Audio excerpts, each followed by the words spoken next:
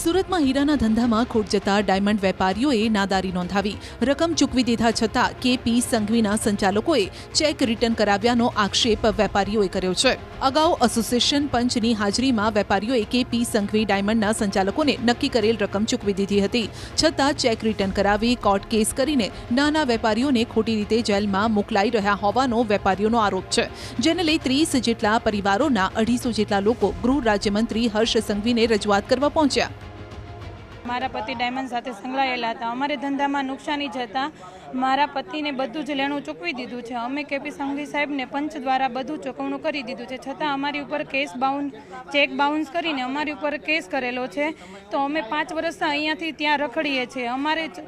અમારા માટે ખાવા માટે પણ અમારે કંઈ જોશે ને, મારા પતિને કંઈ ધંધો નથી। તો અમે બસ એટલું જ કહેવા માગીએ છીએ કેપી સંઘવી સાહેબને કે અમને ન્યાય આપો, અમને આમાંથી છુટકારો આપો। આગળ મારા પતિ કાંઈ પણ પગલું ભરશે તો અમારી જવાબદારી કોણ લેશે? શું કેપી સંઘવી સાહેબ અમારી જવાબદારી લેશે? અમે હર્ષ સંઘવી સાહેબને એટલી વિનંતી કરીએ છીએ કે અમને આમાંથી ન્યાય મળે ને અમને આમાંથી છુટકારો મળે। સમગ્ર ઘટનામાં એવું છે કે અમારે ડાયમંડ ઇન્ડસ્ટ્રીમાં જે તે કોઈને નુકસાન થયું હોય તો એની અમારી 50 વર્ષની પરંપરા છે કે ભાઈ જે તે ટાઈમે નુકસાન થયું હોય અને એકવાર નુકસાન થયા પછી અમારે બેઠક બેસાડે પંચ દ્વારા, અને પંચ દ્વારા બેઠક બેસાડ્યા પછી જે તે કંઈ પણ એની પાસે હોય જેટલું હોય માલ મિલકત આ તે કંઈ પણ અને સ્વીકારી લે, અને પછી અમારા આ નિયમ પ્રમાણે ઇન્ડસ્ટ્રીના નિયમ પ્રમાણે પાછળથી કોઈને કાંઈ પણ લેવા દેવાનું રહેતું નથી।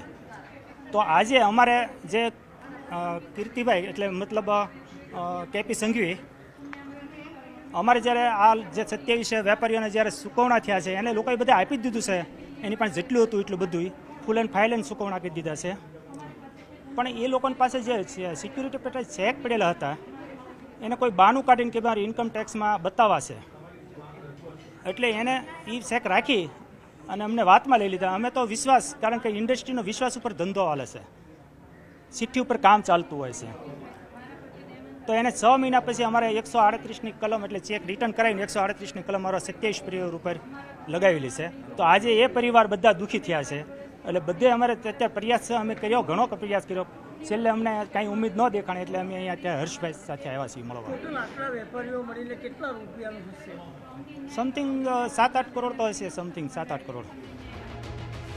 આ અગાઉ આ તમામ લોકોએ ડાયમંડ એસોસિએશનને રજૂઆત કરી હતી કે તે સમયે એસોસિએશને કેપી સંઘવી પેઢીના માલિક સાથે ટેલિફોનિક વાતચીત કરી ટૂંક સમયમાં નિવેડો લાવવાની હૈયાધારણા આપી હતી, પરંતુ આજ દિન સુધી કોઈ નિરાકરણ ન આવતા ભોગ બનનાર વેપારીઓના પરિવારોએ ગૃહ રાજ્યમંત્રીને રજૂઆત કરી। વેપારીઓનો દાવો છે કે હર્ષ સંઘવીએ તમામ લોકોને બાંહેધરી આપી છે। આગામી દિવસોમાં પંચોની સાથે કેપી સંઘવીની એક બેઠક યોજાશે।